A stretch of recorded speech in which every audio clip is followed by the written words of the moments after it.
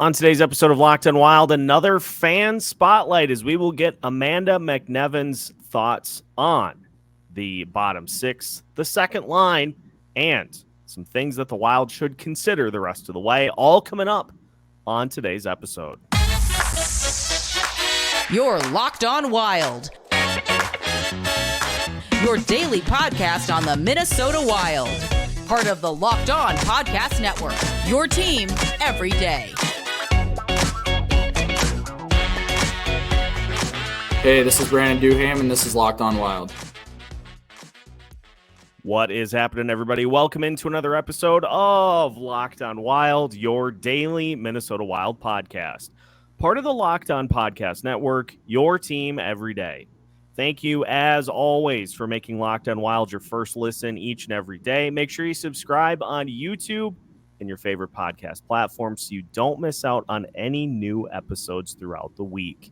Today's episode of Locked on Wild is brought to you by FanDuel. Make every moment more. Right now, new customers get $150 in bonus bets with any winning $5 bet. That's $150 if your bet wins. Visit FanDuel.com/LockedOn to get started.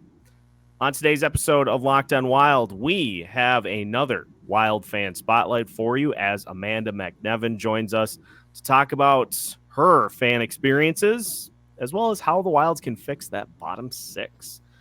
My name is Seth Topal, your daily Minnesota Wild insider, credentialed member of the Minnesota Wild's media landscape. And as mentioned, Amanda is joining us, one of our regulars in the YouTube comments section and in our postcasts.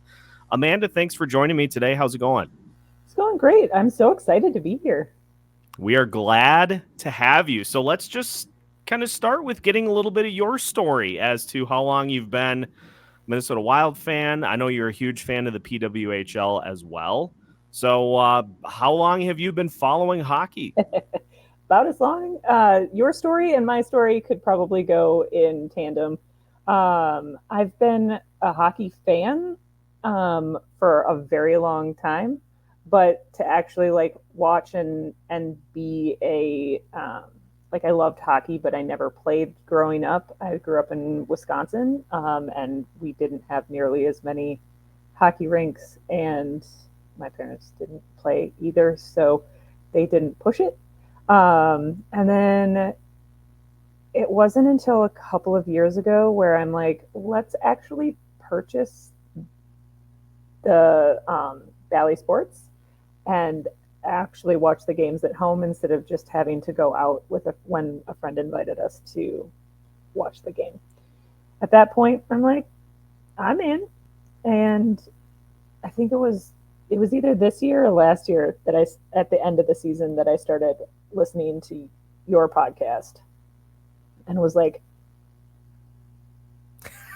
I know that doesn't translate very well to radio, but I'm just and I just really enjoyed the behind the scenes as much as I enjoy watching the game. Sure. I love that. So what are some of the things, let's talk about on ice first. What are some of your favorite parts about, what you see as somebody like me who didn't have a hockey background? Like what are some of your favorite parts about watching an NHL game or even the PWHL too? Well, the PWHL games, when you're able to go live to those games, that energy is something that is generational energy that's in that space. That it's just something else. You get goosebumps every time it is. I was at the first game. It was amazing. There are no words. There's no actual words. It is a vibe. It is a heart that's just there. When it comes to the Wild, I love watching. I know that we have given up on this word, but I do like the grit. I like the Erickson kind of vibe where it's like you just poke people and don't actually fight, but you make them want to fight you. I love seeing that Rossi's picking up on X vibe. And if you could get a Boldy Ek combo in Rossi, that would be amazing. And those are the kind of like this, how did that physics wise, how did that even go in the net? Like with Kaprizov and last season with Kaprizov, Zuccarello, I'm like, how did that even go? I don't understand that. I don't understand how they made the shot from behind the net. Yeah, he's had a few of those. Like the one that I remember most vividly is in the postseason series against the St. Louis Blues, where Kaprizov, this was a couple years ago, and Kaprizov banked one in off of Ville Husso off the back of his helmet. And I'm just sitting here and I'm like, stop. We were just talking about that last night. It's like we just want to see one more of those that just ricochets off the shoulder blade, the back of the shoulder blades into the net. And like, what do you do as a goalie? What do you do about that? Which is why it's fun for us. It's obnoxious when it happens to us, but it's fun to watch when it happens for us. It's fun to get the puck luck. It doesn't happen as much as we would like. When it does happen, you're like, ha, we got you. It happened to somebody else. It's just one of those things that's kind of been few and far in between this season. But we got 28 games left. So I'll ask you before we dive into some of the more particular things that we're going to discuss today. You're still holding out hope. So where are you at mentally with where this team is? You know, we had the highest of highs after the Vancouver game, had the letdown against Winnipeg. Where are you at with this team right now, Amanda, as we move through the rest of this season? I am not holding my breath, but at the same time crossing my fingers. Okay. Where it's like, even if we get there, it's like, how do you make it through the first round? Like, what's the point of getting to I truly don't understand what the point is of getting to the first round, possibly winning first round, but then just nosediving for the rest, because we can't beat anybody else I'm not going to say we can't beat. We have, based on your stats that you pulled out the other day, we have not actively beat anybody in the West that we are going to need to beat to move on, except for the Canucks. Yeah, I mean, that could be a really entertaining first round. Whether we win or lose in that would have been really entertaining. That would be chaos if that's what it ended up being. So, you know, sign me up for that if that's how this plays out. But I don't need Wild Jets. I don't need Wild Stars. I don't need Wilds Avalanche. I don't need Blues. No, I don't need any of that. Like, if you're gonna give yourself the opportunity to take down the number one seed and just completely go down swinging and either get just completely embarrassed or who did that last year for who beat Boston? Florida. Crazier things. Yeah. That's about the only matchup that I would want. None of the rest of the teams in the Central, that's a hard pass. And maybe, like, I don't know. It's more of like, we do need some some new fresh legs. Mm-hmm. And it's really hard to watch us go from fourth round picks to who knows what number we're going to get. What was it, 25 that you talked about last? 20, 25? I'm like, that's not going to do us any good. No, that's you're right on there. Is like the Wild got as high as I think 6th in the first round in the Tankathon standings. And now, let me just pull it up. I haven't visited looked at that. Tankathon in a minute. Oh, we have been winning for a minute. The Wild are in 10th right now. 1 point away from the Calgary Flames. So still in 10th. Oh, we'll see what happens in the next 2 days. If we're honestly, I think if we know by Sunday what the vibe check is. Yeah. If they win the next two, okay. I think we could pull ourselves up and brush ourselves off and do it. Maybe. If not, then. But if we lose these games, I'm back on the Tankathon train. Yeah, we're back on Tankathon and greater good. Yeah. Well, I'm on the greater good side. And right now it's like, is this like it's not a bad thing. It's not the greatest, but it's like, yeah, it's just so weird because we've seen every part of this season. Like, we've seen the stretches where it's like, oh my God, this is one of the worst teams in the NHL. We've also seen the crazy Vancouver games. You had the stretch in which they looked like world beaters. You just have seen everything, but not in, it just has been like you took a puzzle and you just threw all the pieces together. 3 seasons in one. Yeah, two seasons in one is exactly right. Multiple seasons. It's frustrating, but there are some interesting things to discuss because, as we were laying out in getting things ready for today's episode, you brought up an interesting question that I think we are not talking about enough because we've got this glut of players in the bottom six. Marcus Foligno is going to be coming back at some point. And so what do you do? We're going to dive into that as we continue today's episode of Locked on Wilds after this.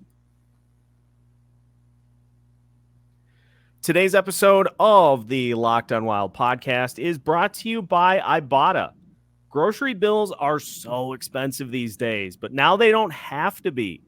Start getting cash back on your grocery shopping with the free Ibotta app and get cash back every time you shop.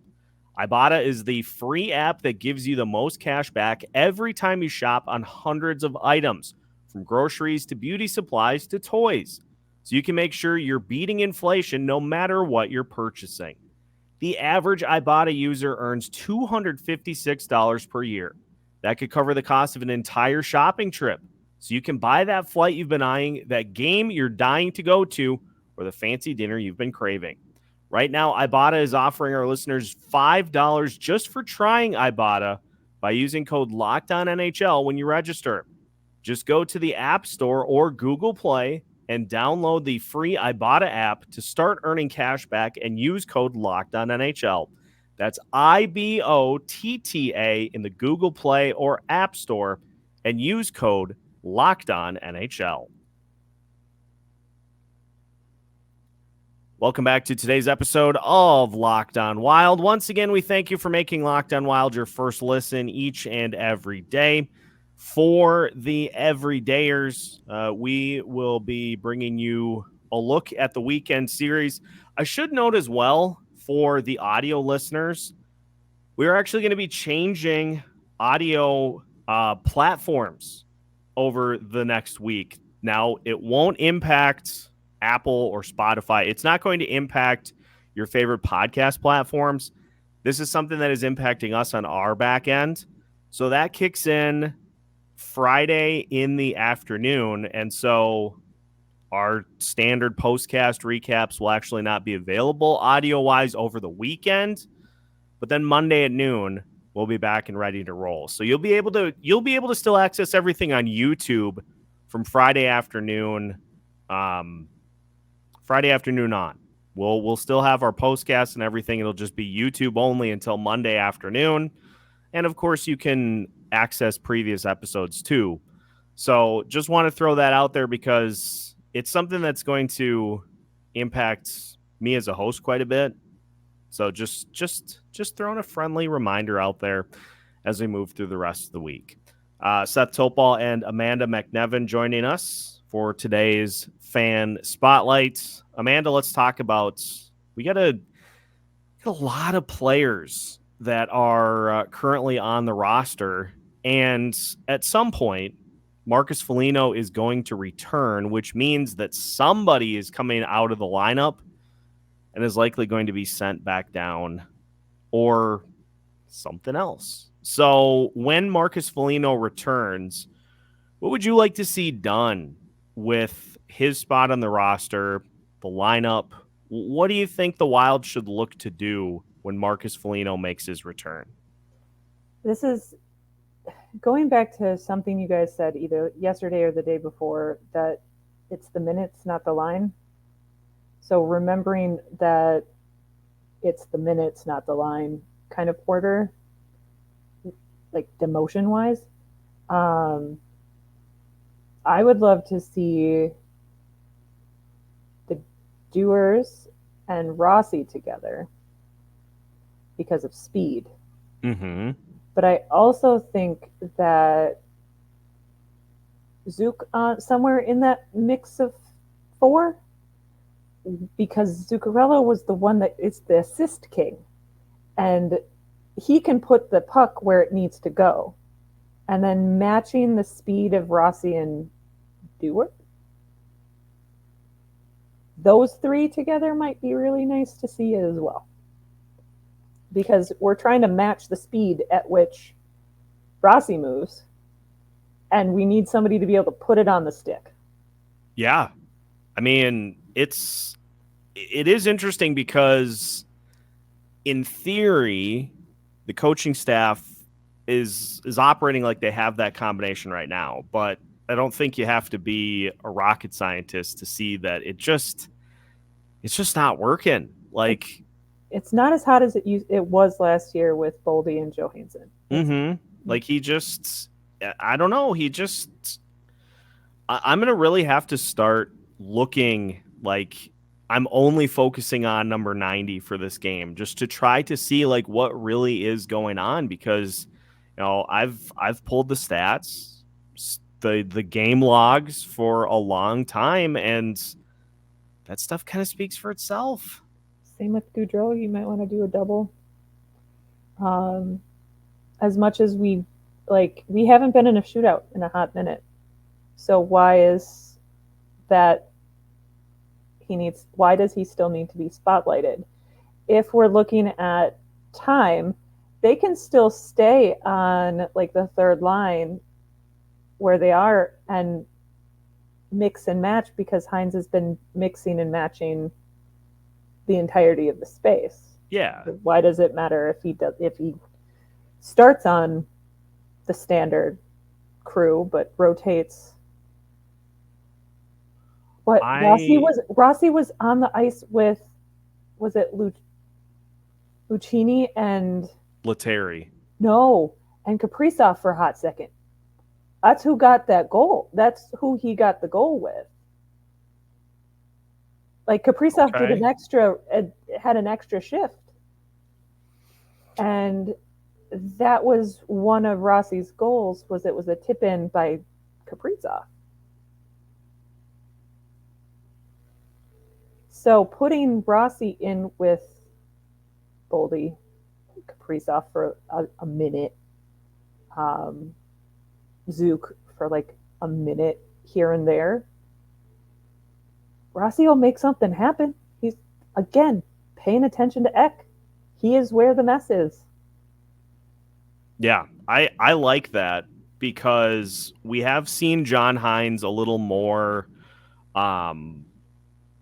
He seems like somebody that is more okay, we're going to mix things up here. We're going to get our best players on the ice at once, like key situations. And so I like the idea of putting Marco Rossi with all the best, all the top guys for this team at various points throughout the game, and just trying to really win like key matchups, as opposed to what we saw with Dean, where it's like 1, 2, 3, 4, 1, 2, 3, 4, 1, 2, 3, 4. Like let's just skim through these lines. Just try to see that. Try to hope that one of them does their job. And hopefully somebody pays attention like one of his assistant coaches pays attention to our buddies and if they're doing well or not. You jogged something that actually made me to the point that I had to go look. The Wild, since John Hines took over, and that was back on November 28th, the Wild have been in 2 shootouts in that span since John Hines took over. And if I recall correctly, Freddie Gaudreau was hurt for those games. Did he even? I don't believe he shot in either. Nope. Those were when he was hurt. And I remember that because I'm like, oh, we don't have Gaudreau. That's the only time this season where I'm like, where is he? I distinctly do not remember, because I'm looking here in the shootout against Calgary that the Wild won. Gaudreau actually was one of the shootout players. I do not remember that. I obviously don't either. But backwards memory and hockey stats without them in front of me is like, I don't even know who we played last. He did not. Right. He did not shoot in the shootout against Vancouver. But those have been the only 2. Those have been it since John Hines took over. It's either been overtime or regulation every other game. And I want to continue because I was actually going to do a dive into Freddie Gaudreau's drop in usage. Let's just talk about that to finish today's show. We'll move on to Freddie G a little bit, talk about some of the reasons why he just is not anywhere near as productive as he was over the last 2 seasons. We'll talk about that as we finish today's Wild Fan Spotlight edition of Locked on Wilds after this. Today's episode of Locked on Wild is also brought to you by Indeed. Indeed can help you if you need to hire. Indeed is your matching and hiring platform with over 350 million global monthly visitors, according to Indeed data, and a matching engine that helps you find quality candidates fast. Ditch the busy work. Use Indeed for scheduling, screening, and messaging so you can connect with candidates faster. And Indeed doesn't just help you hire faster. 93% of employees agree Indeed delivers the highest quality matches compared to other job sites, according to a recent Indeed survey. Folks, one of my favorite parts about Indeed as somebody who is currently looking for a new gig is that Indeed will take a look at your resume and your qualifications and let you know if you need to clarify particular things based on what jobs are looking for. They help guide you to those jobs that you're trying to land. So you can get a $75 sponsored job credit just by listening to this show to get your jobs more visibility at Indeed.com/lockedon. Just go to Indeed.com/lockedon right now and support our show by saying you heard about Indeed on this podcast. Indeed.com/lockedon. Terms and conditions apply. Need to hire? You need Indeed. Welcome back to today's episode of Locked on Wild. Once again, we thank you for making Locked on Wild your first listen each and every day. Make sure to join us for our first edition of Locked on Wild Live. Sunday at noon, we will take your questions. We will get your thoughts on where the Minnesota Wild are currently at. And as Amanda noted, we'll have a pretty good idea of kind of where things stand after Friday and Saturday's games. And so the nice part about there being a late game on Saturday is that we get to turn right around and discuss what we saw and what it means for the team going forward. But I wanted to kind of go back to Freddie Gaudreau here, Amanda, because I think we're just seeing a guy who was a go-to under Dean and just does not seem to have that same type of role with John Hines as the head coach. I think he's probably trying to figure out where he fits, too, just because of the fact that he was Dean's guy, and he's not. He's also not playing up to his. Well, I guess the question is he playing up to the same standard he was playing, and we just didn't notice? Like that's the like is this his game? Yeah, that's so let's look. Let's do a couple of things with this. So I can go back to, and I do think we need to acknowledge as well. Freddie Gaudreau got rocked by Ryan Reeves in, I believe that was the first game of the season against Toronto. The first time the Wild played Toronto. Got absolutely destroyed in that game. And he played through a few others. He played through like 4 additional games. But in 3 of those 4 games, had 0 shots on goal. Missed some time. He did not play between October 24th and November 19th. So he came back for the second game in Sweden. But then ever since, like he just, I mean, was good for, 3 or 4 shots a night. Under Dean, he's playing between 15 and 18 minutes a night. And now you look at what has happened since, and his minute totals are way more consistently in the 12 and 13 minute range as opposed to where he was early on in the season. But I don't know. It feels like there are a bunch of different things that could be contributing to this, with him just playing with some real skilled guys in his line that helped boost his numbers, for one. Could be an injury, too. That is something that he's going to have dealt with in the offseason. Or I think, like your point, we saw a guy kind of reach his maximum, like the last 2 years, probably the ceiling for what Freddie Gaudreau can offer. And now we're just seeing kind of the dust settle back down to where this is more just kind of what he is. I know that NHL does a great job telling us what kind of injury the players have, but what was upper body, lower body? Did we actually kind of have an idea of what he hurt? I do believe it was an upper body injury that was it a wrist then with a shot situation, or was it I know. See, we have such a great. They tell us all of these things. But if I remember correctly, and he did have abdominal surgery in the offseason too. So left, I'm just trying to find it here. Pretty sure it was an upper body injury against the Toronto Maple Leafs, but good luck finding that. Yeah. Because, and then which line is he's usually on third line?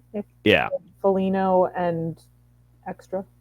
Foligno and friends, Maroon or Duhaime or Hartman, a bunch of the time too. It's really been just kind of a revolving door on that third line. Because our bottom 6 hasn't been consistent at all, because of the fact that we have had so many injuries, which goes back to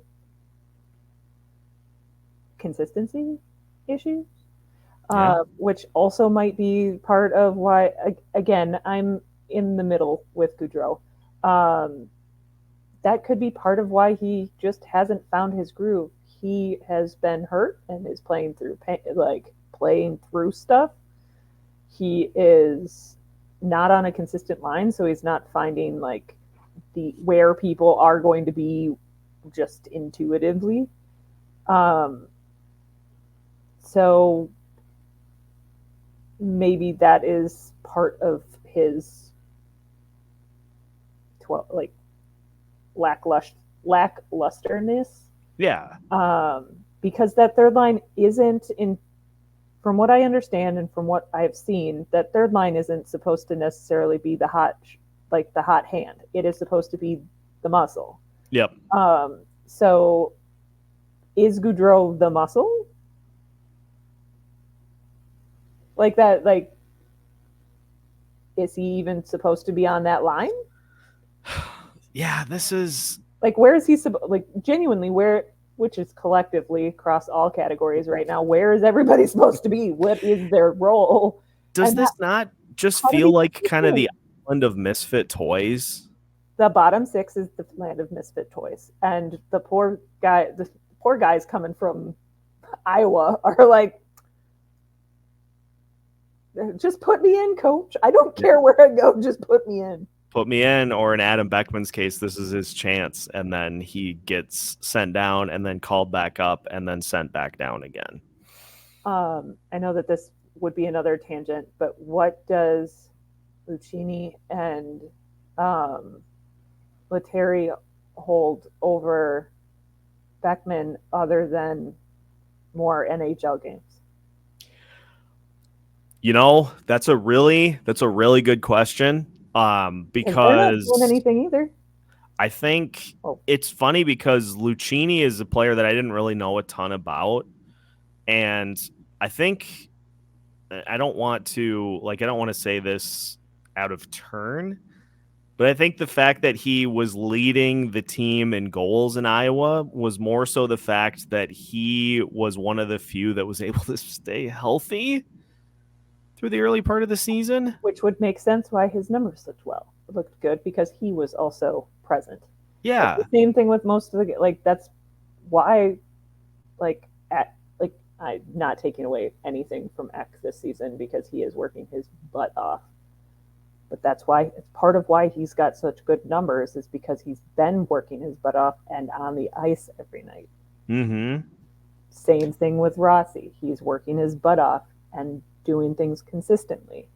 The only thing he can control is his consistency. Exactly. It would be so nice. It would be so nice if there were more players on the team that could just take the lead. Like, take the example of Joel Eriksson Ek, Brock Faber, and Marco Rossi. Like, those are the only three players on the team I think that are on pace, and I'll knock on my desk again so I don't jinx it, that are on pace for 82 games. And it's amazing how they are three of the most consistent ones on the team. I'm curious to know then their off-ice routine. Well, Brock Faber's is a lot of Chipotle. Which would make sense. He's 21. I still to this day. Also is Rossi, and Ek isn't much older. So I still to this day crush either Chipotle or Qdoba. Like, I'll go get a taco bowl, rice, beans, whatever kind of protein. I usually do the chicken and then just all the toppings. Like, I can see why Brock Faber likes it, because it's delicious. It's well-rounded, and depending on what you're putting on there, it actually is high protein, low fat. Like, if you're looking at it at a dietitian aspect of things, even if you go vegetarian, it is a complete protein. It is with just rice and beans. So if you're looking at it that way, which I'm sure he's not, but if the people around him are also paying attention to that, it does hit different. Yeah, it most certainly does. And I would imagine that whatever Joel Eriksson Ek does in his free time to keep himself in game shape, Marco Rossi's probably taking some notes, saying like, God, if they train in the off season together and like bring Boldy in, because we really need him to start hitting the net with fidelity, those three together in the off season, that could be a problem for opposing NHL teams. Like, we got Eriksson Ek, I think, was the leader in the like off-season program. Like, he just is like, the organization should emulate everything that he does. And now you got Marco Rossi kind of in that same vein. Let's get Matt Boldy and Brock Faber into that same program and just slowly start to pull other pieces of the team into that mix. And then all of a sudden you've got just a juggernaut. Oh, that would be so great. We'll see what we'll see what the off season looked like. Let's hope that I just want to see everybody on the team healthy at the end of the season and not going into outside of obviously Spurge, but not going into a surgery at the end of the season so that they can actually end and then get better instead of just get back to standard. Yes, that's a great point, by the way, is injury, like surgery rehab wrecks off seasons because you have your surgery, you have to have downtime to allow that surgery to heal, and then you have to build yourself back up to where you were as opposed to trying to get yourself maybe a little bit above. I think the only person that I can say that that's not true for this season is Eck. Unless he had surgery on his ankle, right? It wasn't just broken, it was surgery. It was surgery, I believe, yeah. So but that was also at the the last day of the season. Mm-hmm. So he had a little bit of time and could do upper body. Yeah. He was doing whatever he needed to do to kind of move things along while he was just walking around in an air cast or however that works. I've never had surgery myself, so I have not had surgery either, but I do know pool rehab is the best. Yeah. If I ever need to, getting in the pool. Yep. So, well, Amanda, thank you for joining us here today. Listeners, if you have any questions for Amanda after today's episode, feel free to leave them in the comments. Anything about this team, where the direction's at. I know Denny will have a couple. So just leave them in the comments, and Amanda can get to them at her leisure throughout the rest of the today into the weekends too. Listeners, if you have any topics you would like discussed on Locked on Wilds, send those to lockedonwild@gmail.com. Going to start putting a content list together so we can get to as many different things here over the next couple of weeks as possible. So if you've got a burning question or an idea, hit me. I am definitely up to the challenge. Make sure to like today's video before you head out, and make sure to subscribe if you have not already. You can find new episodes every Monday through Friday as part of the Locked On Podcast Network on YouTube and your favorite podcast platforms. Thanks for joining us today. We'll catch you for the next episode here on Locked on Wild.